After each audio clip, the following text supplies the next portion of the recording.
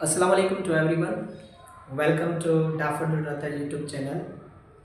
आज का हमारा थर्ड जो टॉपिक है वो है सेंटेंस एंड इट्स टाइप्स। हमने फंडामेंटल्स ऑफ ग्रामर में जो पहली पॉइंट थी वो था फ्रेज और उसके टाइप्स, और सेकंड जो लेवल थी हमारी वो था क्लास और उसके टाइप्स, और जो आज फाइनल हमारी लेवल है वो है फंडामेंटल्स ऑफ ग्रामर में सेंटेंस और उसके टाइप्स। इस सेंटेंस से पहले आपको एक बात बताऊं कि हम अपनी डेली लाइफ में जितने भी बातें करते हैं वो सब बातें कभी कभी ऐसी होती हैं बातें जो हम असर्टिव सेंटेंसेस में कहते हैं, कभी कभी नेगेटिव में, जैसे कि मैं स्कूल जा रहा हूँ, मैं स्कूल नहीं जा रहा, क्या मैं स्कूल जा रहा हूँ। तो इसका मतलब ये सब हमारी बातें हैं, वो सब बातें जो है ना वो हमारी सेंटेंसेस हैं। मगर इस बातें ये जो बातें हम करते हैं डेली लाइफ में, कभी कभी इनको हम एक्सक्लेमेटरी सेंटेंसेस में यूज़ करते हैं और कभी कभी इन बातों को हम इम्परेटिव में यूज़ करते हैं, कभी ऑब्जेक्टिव में, कभी दुआएं देते हैं। ठीक है, तो इसका मतलब ये है, या कभी कभी हम ऑर्डर देते हैं, कभी रिक्वेस्ट करते हैं, कभी कभी प्रोहिबिशन करते हैं। तो इसका मतलब ये है कि ये सब के सब क्या होते हैं, ये सब के सब सेंटेंसेस होते हैं। उन सेंटेंसेस में से क्या होता है कि ये जो सेंटेंस है, सेंटेंस वैसे कहाँ से बना होता है। इसका मतलब है कि पहले पहले ग्रामर में क्या होता है कि पहले पहले हमारा साउंड होता है, उस साउंड के बाद क्या होता है, लेटर होता है, उस लेटर के बाद क्या होता है, एक वर्ड होता है। जब वर्ड की कॉम्बिनेशन होगी तो हमारा एक सेंटेंस बनेगा। ठीक है, अब ऐसे सेंटेंस जो बनेंगे तो फिर सेंटेंस के बाद हमारा पैराग्राफ बनेगा। पैराग्राफ को जब कंबाइन करेंगे तो हमारा एक ऐसे बन जाएगा।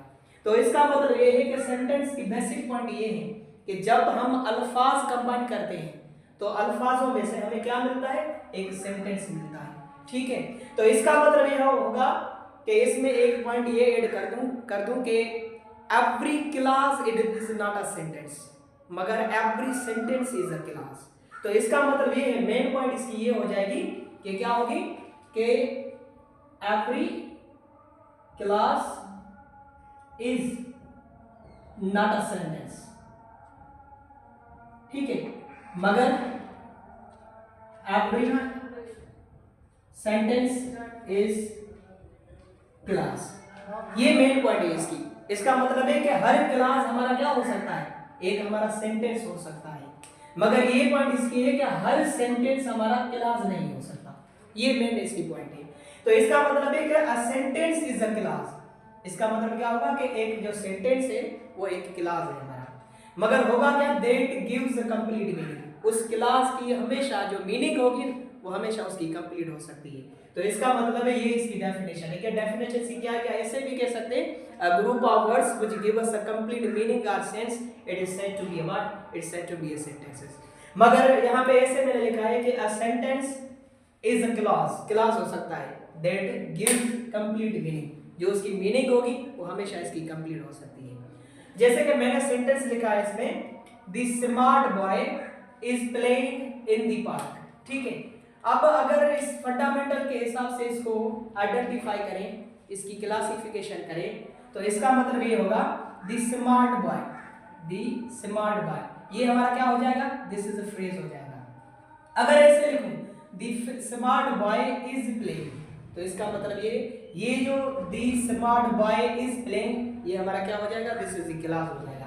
अगर ऐसे कहूं कि the smart boy is playing in the park, तो ये कंप्लीट एक सेंटेंस बन जाएगा। तो इसका मतलब ये होगा कि इस एक ही सेंटेंसेस में मैंने फंडामेंटल्स ऑफ ग्रामर में फर्स्ट लेवल, सेकंड लेवल और थर्ड फाइनल जो लेवल है, एक सेंटेंस में तीनों को रेफर किया है। जैसे कि मैंने कहा है द स्मार्ट बॉय, अब इसका मतलब है द स्मार्ट बॉय क्या है, दिस इज द फ्रेज।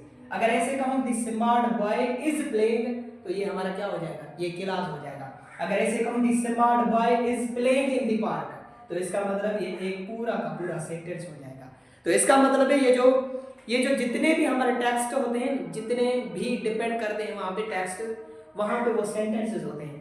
मगर अब इसकी मेन पॉइंट है, इसका है टाइप्स ऑफ सेंटेंसेस। मगर ये टाइप्स ऑफ सेंटेंस किसके हिसाब से है, स्ट्रक्चर के हिसाब से। क्योंकि मैंने ऑलरेडी आपको बताया कि कभी कभी ऐसा होता है कि जो टेक्स्ट्स होते हैं, ये जो स्टोरीज होती हैं, वो सब की सब स्टोरीज और टेक्स्ट्स वो इनसे बने हुए थे।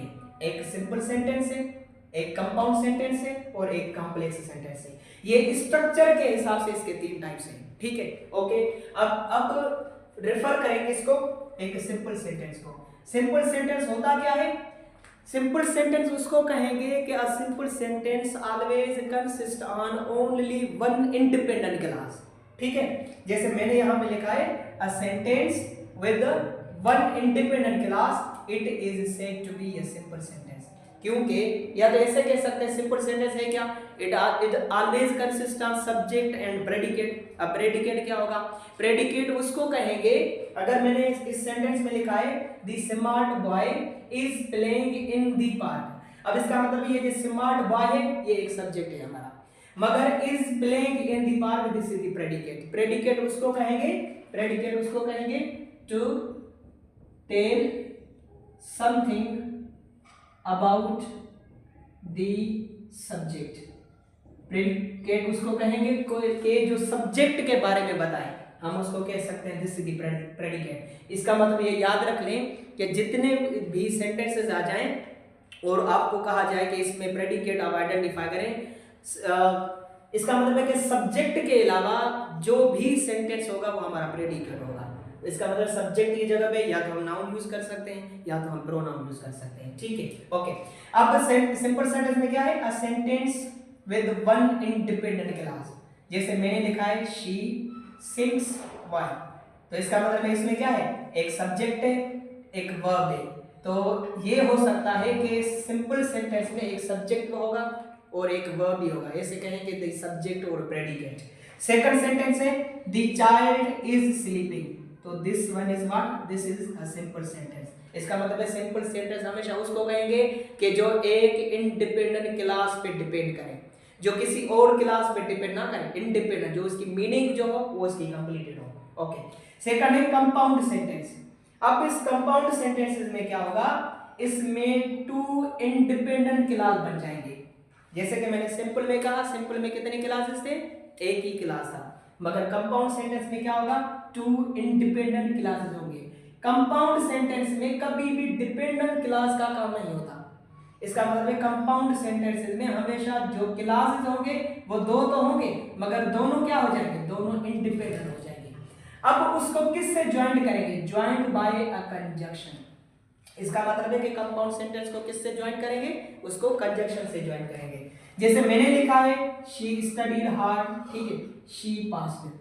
अब क्लास के वैसे है क्या? एक सब्जेक्ट एक वर्ब, एक सब्जेक्ट और एक वर्ब। अब इसका मतलब है दोनों सेंटेंसेस में 2 सब्जेक्ट है और दोनों सब्जेक्ट में 2 वर्ब है, मगर इन दोनों सब्जेक्ट को हम कंबाइन कर रहे हैं, हम ज्वाइन कर रहे हैं किससे? दैट्स एंड से। तो इसका मतलब ये होगा कि ये जो एंड है हमारी वो 2 सेंटेंसेस को, 2 इंडिपेंडेंट सेंटेंस को कनेक्ट कर रहे हैं, ज्वाइन कर रहे हैं, दैट्स एंड से। ये जो फर्स्ट सेंटेंस है ये हमारा क्या हो जाएगा? ये कंपाउंड सेंटेंस होगा। अब सेंटेंस लिखा है second, he came early but I was late. अब इसका मतलब है ये भी सब्जेक्ट है और ये भी वर्ब है, और ये भी सब्जेक्ट है और ये भी वर्ब है। तो इसका मतलब है इन दोनों इंडिपेंडेंट क्लास को अगर इन दोनों को अलग अलग करें तो दोनों सेंटेंसेस की मीनिंग जो होगी वो कंप्लीट। जैसे कि I was late, okay, he came early, इसका मतलब है दोनों सेंटेंस की मीनिंग क्या होगी? इसका मतलब है कि दोनों सेंटेंस की मीनिंग कंप्लीट है, मगर इन दोनों सेंटेंस को कनेक्ट कर रहे हैं किससे? दैट्स अ बट से। तो एक पॉइंट इसकी मैंने नोट कर यहाँ पे नोट किए कि कंपाउंड सेंटेंस में अगर फार से, एंड से, नार से, बट से, आर, येट, आर, सो, जैसे कि हम इसको कहते हैं कि फेन बॉयज, अगर इन कंजक्शन से, इसको कहते हैं सब कोऑर्डिनेटिव कंजक्शन। अगर कंपाउंड सेंटेंसेस में कोऑर्डिनेटिव कंजक्शन से अगर 2 इंडिपेंडेंट क्लास बन जाए तो वो हमारा कंपाउंड सेंटेंसेस होगा। जैसे मैंने सेंटेंस किया ही डिडंट हियर नार ही सीइंग एनीथिंग। अब इसका मतलब है इसमें इस नार की वजह से 2 सेंटेंसेस को मैंने कंबाइन किया है, ठीक है। अब लास्ट पॉइंट है इसकी कॉम्प्लेक्स सेंटेंसेस। अब इस कॉम्प्लेक्स सेंटेंसेस में क्या होगा? 1 इंडिपेंडेंट क्लास होगा और 1 डिपेंडेंट क्लास होगा। जैसे इसमें कंपाउंड में क्या था कि दोनों इंडिपेंडेंट क्लासेस थे, मगर कॉम्प्लेक्स सेंटेंस में क्या होगा कि दोनों सेंटेंसेस को हम कंबाइन करेंगे, मगर एक सेंटेंस जो होगा वो डिपेंडेंट होगा और एक जो सेंटेंस होगा वो इंडिपेंडेंट होगा। मगर इनको किससे कनेक्ट करेंगे? दैट्स आफ्टर से, ठीक है, एक एज से और एक बिकॉज से, ठीक है, एक इफ से, एज इफ भी कह सकते हैं, सिंस भी कह सकते हैं, दैट भी कह सकते हैं, अंटिल भी कह सकते हैं, व्हेन भी कह सकते हैं और व्हाइल भी, और प्रोवाइडेड भी हो सकता है, ठीक है, इन केस भी हो सकता है। इन सब अल्फाजों की वजह से कॉम्प्लेक्स सेंटेंस को हम कनेक्ट कर सकते हैं, मगर उसमें एक इंडिपेंडेंट होगा और एक डिपेंडेंट होगा। अब मेन पॉइंट इसकी मैं बता दूं, मैंने जैसे इसमें एग्जांपल लिखा है, आई स्टेड होम, ठीक है, कामा बिकॉज इट रेन्ड। और अब इसका मतलब ये होगा, एक पॉइंट इसके मैं क्लियर कर दे कि ये है हमारा आई स्टेड दैट्स होम, ये है हमारा इंडिपेंडेंट क्लास, बिकॉज इट रेन्ड। अब ये है हमारा कौन सा? That's a dependent class. मगर इनमें क्या होता है कि अगर सबऑर्डिनेटिव कंजक्शन के हिसाब से इस क्लास को इधर रखें और इसको इधर रखें, ऐसे कहूं कि because it rained I stayed home, तो दोनों कंडीशन में आप क्या कर सकते हैं, वहां पे कामा का यूजेज हो सकता है। किसके मुताबिक? अगर सबऑर्डिनेटिव कंजक्शन के हिसाब से, इन कंजक्शन के हिसाब से, अगर दोनों सेंटेंस में ऐसा करें, पहले डिपेंडेंट रखें फिर इंडिपेंडेंट रखें, या पहले इंडिपेंडेंट रखें फिर डिपेंडेंट रखें, दोनों सेंटेंसेस में, दोनों कंडीशन में हम कामा का यूजेज कर सकते हैं। मगर अगर रिलेटिव प्रोनाउन से कनेक्ट करें, एक पॉइंट इसमें है कि कॉम्प्लेक्स सेंटेंस को आप सबऑर्डिनेट कंजक्शन से भी कनेक्ट कर सकते हैं, ज्वाइन कर सकते हैं, मगर रिलेटिव प्रोनाउन के हिसाब से। अब मेन इसमें डिफरेंस कौन सा होगा कि जैसे मैंने लिखा है she smiled when she saw me, ठीक है, अब इसमें दोनों सेंटेंसेस को कनेक्ट कर रहे हैं व्हेन से, मगर ये एक इंडिपेंडेंट है और ये डिपेंडेंट है।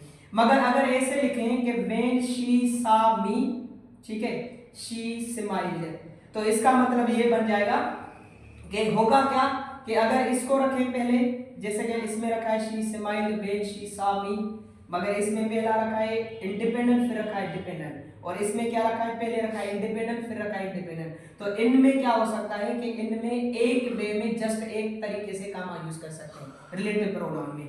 वो वहां पे रखेंगे, अगर पहले रखेंगे डिपेंडेंट को फिर रखेंगे इंडिपेंडेंट को, तो इसका मतलब इन दोनों के दरमियान कामा का यूजेज हो सकता है। मगर अगर पहले रखेंगे इसको इंडिपेंडेंट को फिर रखें डिपेंडेंट को, तो फिर वहां पे कामा का यूजेज नहीं हो सकता। मगर कोऑर्डिनेट जो सबऑर्डिनेट कंजक्शन है, उन दोनों वेज में पहले डिपेंड रखें या लास्ट में डिपेंड रखें, उन दोनों में कामा का यूजेज हो सकता है। तो ये था हमारा सेंटेंस और उसके टाइप्स। इंशाल्लाह अगला जो टॉपिक हमारा होगा वो होगा दैट्स अ मूड।